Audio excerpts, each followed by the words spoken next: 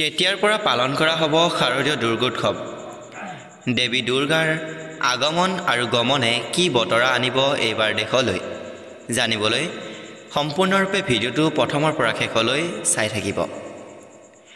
নৈৰ পাৰত ফুলিছে কহুৱা, ধৰালৈ নামিছে উৎসৱৰ বতৰা। শৰতৰ সুগন্ধি বিয়পাবলৈ আহি আছে দুৰ্গা পূজা। ঢাক ঢোলৰ শব্দৰে মুখৰিত হ'ব আকাশ বতাহ। এয়াই উৎসৱৰ আৰম্ভণি। চাওঁতে চাওঁতে আকৌ আহি পালে শাৰদীয় দুৰ্গা পূজা। বিশ্ব শনিকৰৰ আৰাধনাৰে আৰম্ভ হ'ল উৎসৱৰ বতৰা। শাৰদীয় দুৰ্গা পূজালৈ মাজত মাথো কেইটামান দিন বাকী।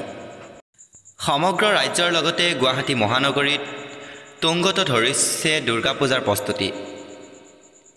পূজা সমিতিৰ সমূহেও লাখ লাখ টকা বাজেটেৰে আৰম্ভ কৰিছে শাৰদীয় দুৰ্গা পূজাৰ প্ৰস্তুতি। দুৰ্গা দেৱীক আদৰিবলৈ বিভিন্ন প্ৰান্তত বিৰাজ কৰিছে উখল মাখল পৰিৱেশ। জনাই দিওঁ যে আগন্তুক 2 অক্টোবৰত ধৰালৈ নামিব দেৱী দুৰ্গা।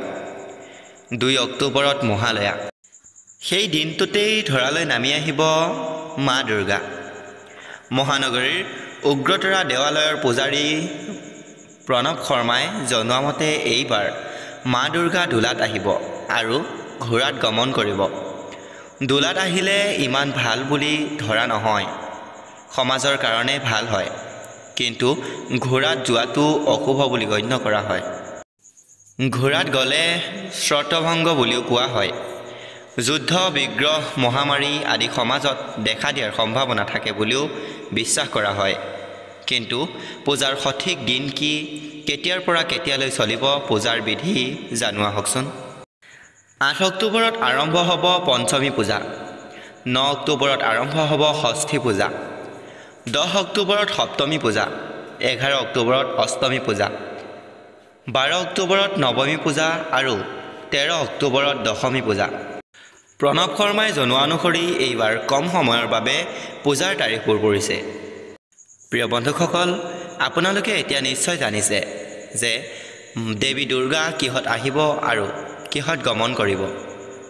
ভিডিঅ'টো যদি চাই ভাল লাগিল তেন্তে লাইক এটা কৰি বন্ধুবৰ্গৰ লগত শ্বেয়াৰ কৰি দিব আৰু এনেধৰণৰ ভিডিঅ'সমূহ আগলৈ পাই থাকিবৰ বাবে আমাৰ চেনেলটি ছাবস্ক্ৰাইব কৰি ল'ব। ধন্যবাদ।